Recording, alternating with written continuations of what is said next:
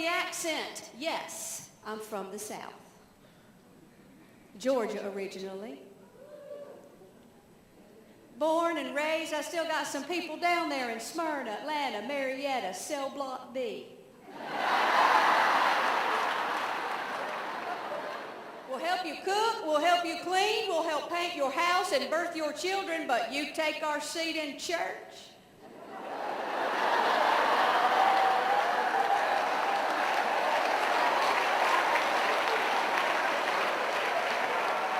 And you're going down. I can say anything about anybody as long as we started off with a, well, you know I don't mean to be ugly.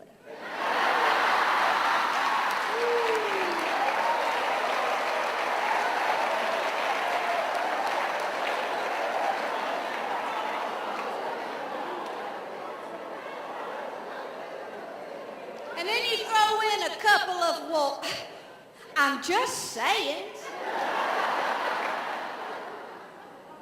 And you most surely must wrap it up with a what?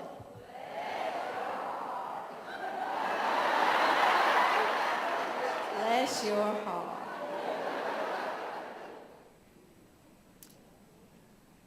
Is that Mildred Jenkins out yonder? Mm-hmm. Well, you know I don't mean to be ugly, but get a load of that rear end. I'm just saying, if that thing gets any bigger to sit down, she's gonna need landing gear. Looks like her hips are in parentheses.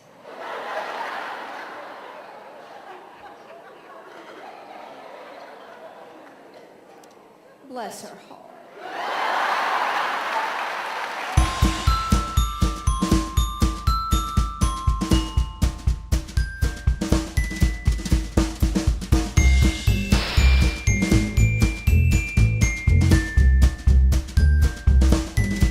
Sometimes late at night, when everybody's asleep, when the shades are drawn and the lights are off,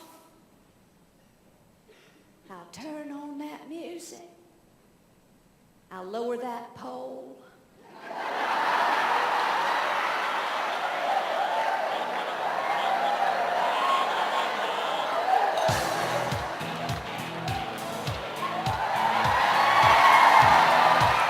And I'll dance.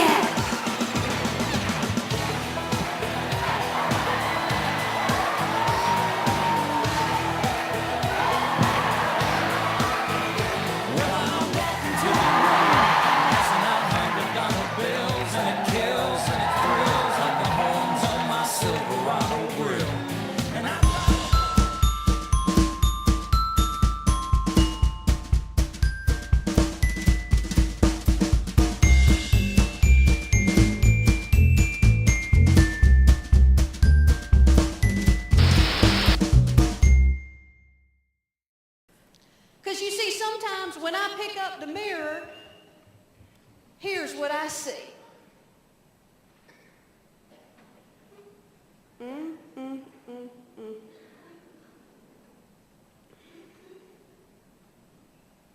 All these people staring at you, waiting for you to say something that's going to change their lives. You probably shouldn't have had that third margarita.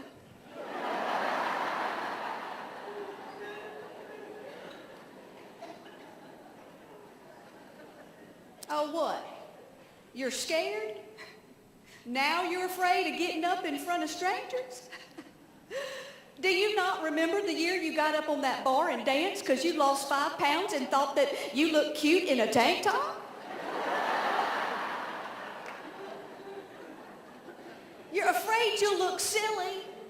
Sweetie, do you not remember the 80s? Blue eyeshadow, leg warmers, your bedazzled jumpsuit. Do you not remember that jumpsuit you made in home economics? That you had to wear to school for a grade? And it fell apart by lunch? And everybody had to see that you were wearing Tuesday's underwear on Wednesday. You not learn that your true joy comes in those moments when you step out of that comfort zone and stop being afraid of what everybody else is going to think? Oh, Lord, is that a hair on my chin? Now, come on, suck it up. You know that this is not about you. It's about them. That's all that matters. You're not here for you, you're here for them. And the hopes that maybe even just one person will walk out of here a little taller than when they came in.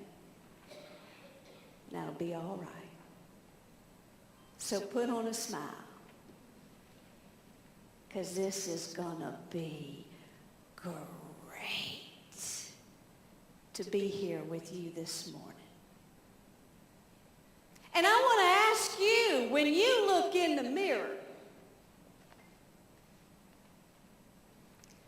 what's that voice telling you? Is that voice telling you, yay, you did good. Celebrate. You're still standing. Or is that voice saying, yeah, you failed again. Told you you couldn't do it. I've been telling you that for years. And yes, your butt does look big in those pants.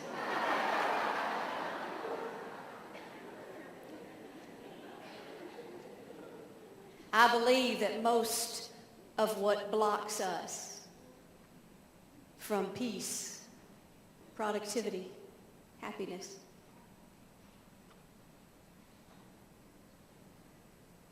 is what that voice is telling us.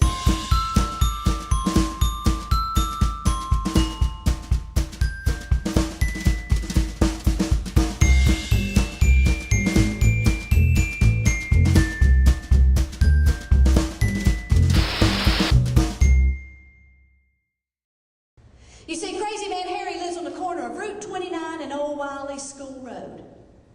You don't have to live there to know him, just drive by and you'll see his rusty old lawn chair, the one with the strap dragging the ground. And he'll be sitting there in his boxers and his stained t-shirt, with the wild, frizzy gray hair and the beady black eyes, waving around that brown paper bag, yelling at people as they drive past. Obscenities, mostly. And when you would get close enough to see the yellow in his eyes or the spittle at the corners of his mouth, he would look you in the eyes and he would scream. He would scream at you with venom. And if you'll excuse my language, he would scream, "Get out! Get the hell out!" I always remember Aunt Betsy. And that year that she got all caught up in the preachings of this highfalutin head doctor. You see, he'd come traveling through town giving this lecture on conquering your fears. Well, Aunt Betsy decided it was high time she did some fair conquering of her own. Starting with her fear of wearing a bikini. Apparently, Miss Betsy was afraid of putting on one of them two-piece bathing suits in public. And the way we saw it, that woman had every reason to be afraid. But she decided she was going to conquer her fear, y'all, and she was going to conquer it but good.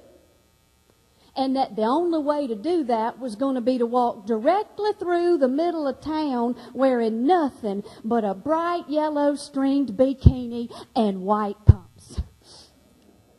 That woman marched. She marched with her head held high.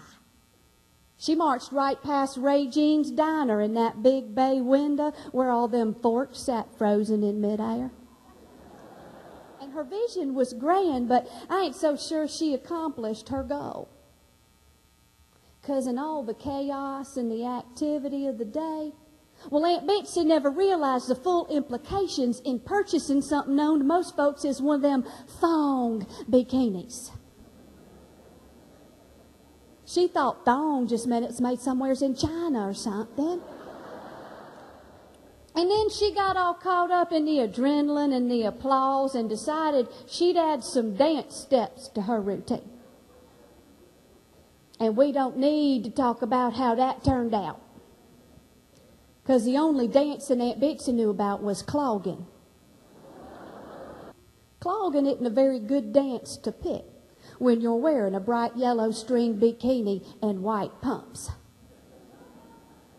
There were parts of that woman exposed that only the good Lord himself knew about. And every one of them was shimmering and shaking wildly back and forth to the beating rhythm of them marching pumps like some kind of country choir where everybody's struggling to be the solo. I remember that old woman who sat on a bench out front of Dewey's Bakery. And I would sit beside this old woman and I would stare at her. She was creepy, I'll admit it. She was creepy up close. I mean, her face was so old and weathered it looked like an apple left out in the sun too long and started to sink in on itself. And her teeth, they looked like an old rotted corn cob, half eaten. And I remember her skin was white and transparent and had all these little blue veins underneath that looked like a road map leading to somewhere I wasn't sure I wanted to go. And I would stare at that skirt she had on. It was long and it had all these colors in it that used to be other colors. And she had these old work boots with no laces and a good 3 days dirt on them. And this long gray shirt hung past her elbows, and it had the name Earl stitched on the pocket. Some sweet morning when this day is over, I'll fly away. You could hear her singing all the way from the parking lot. Loud staccato jubilant notes of a life well lived. The automatic glass doors opened up and I could see this woman standing there holding her mop as if it were a beloved dance partner. As if her faded cotton dress were made, but of the finest silk.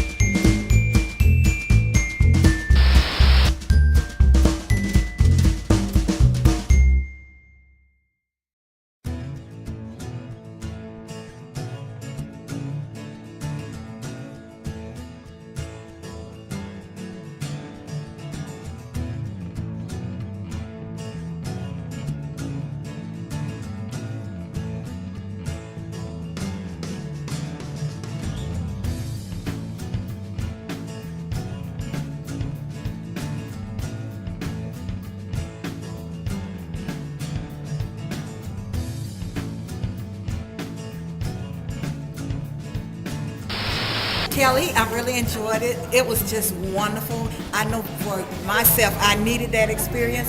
I even peed a little, so I know. Thank God for the pins.